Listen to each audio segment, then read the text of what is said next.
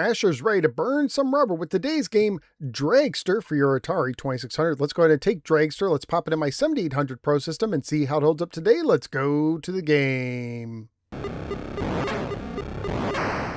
Dragster was published by Activision and, according to randomterrain.com, was most likely released in August of 1980, along with 3 other Activision titles during that same month: Boxing, Checkers, and Fishing Derby, with all 4 games being the first 4 games to be released by the company.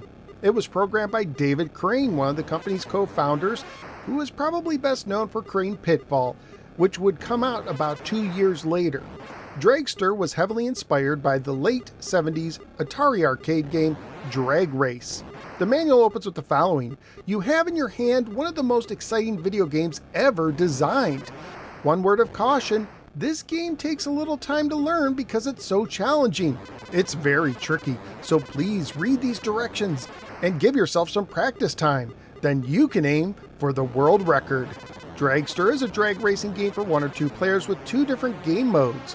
For the default game, use the button for the gas and move the joystick left to pop the clutch, which you need to do to shift in between the 4 gears, and you can also repeat in the 4th gear, as you cannot downshift. Just don't start too early and don't allow your meter to go too far into the red or you'll blow your engine. Once both cars have stopped on screen, you can press right on the joystick to restart the race. The second variation is the same as the first, but now your car will move up and down as you race, slowing down if you hit a side. You can now use up and down on the joystick to steer to compensate for the movement of your car. This actually makes the game more like Drag Race, the arcade game. When the game first came out, you could send a picture of your TV screen to Activision for the world-class Dragster Club patch if you finished the race under 6 seconds. This was the first patch Activision offered. In a way, you could say that this makes this game the unofficial beginning of both speed running and earning achievements in video games.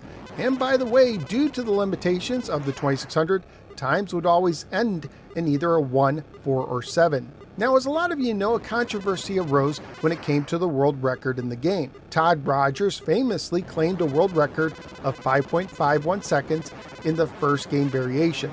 Since no conclusive video evidence existed of this, a dispute largely surrounded this claim until YouTuber OmniGamer disassembled and analyzed the game code.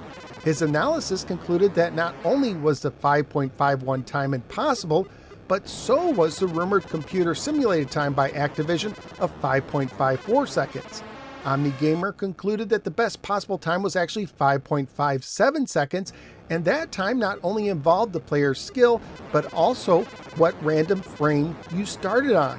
If you happened to start on the wrong frame, you couldn't even achieve that time, which may explain several 5.61 times of skilled players. This led to Todd's world record being dismissed by most.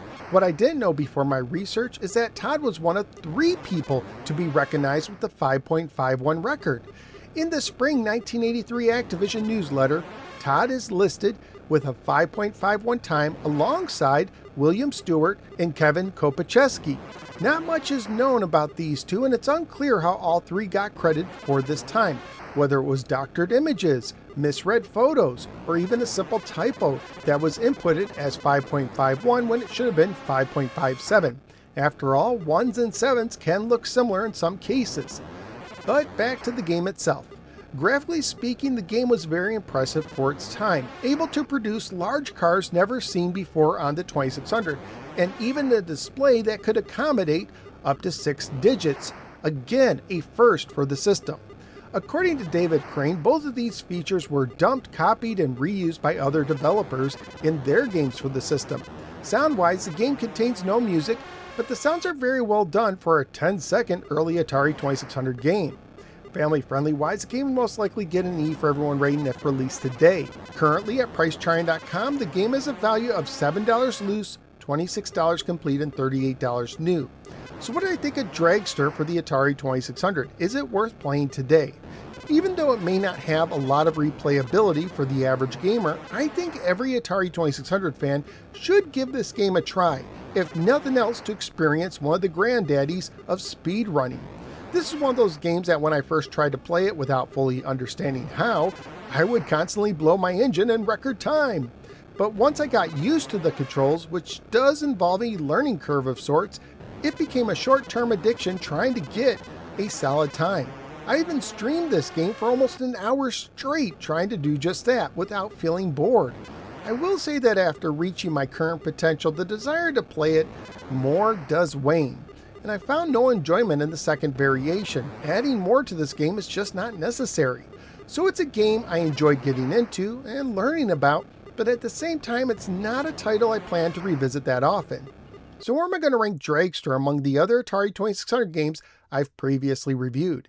It's going to be somewhere in the middle among another pair of Activision games, Grand Prix and Crackpots. I do prefer Grand Prix more at 183, but I will put Dragster over Crackpots at 184. So out of the 273 games that now ranked for the Atari 2600, Dragster is taking off at the 184 position. The fun in Dragster may be limited due to its extremely short length, but this historic game is still well made and worth trying today. But that's just what I think. What do you think? Do you like this game? Do you have any memories of it? Let me know in the comments below. If you enjoy videos such as this one and you want to support my work, please click like and subscribe. Drop a comment below, and for mega supporters, either become a channel member or sign up at patreon.com/NoSwearGamer. Thank you for giving me a little part of your day. I look forward to seeing you next time on the next episode of the No Swear Gamer. Take care, especially when shifting gears.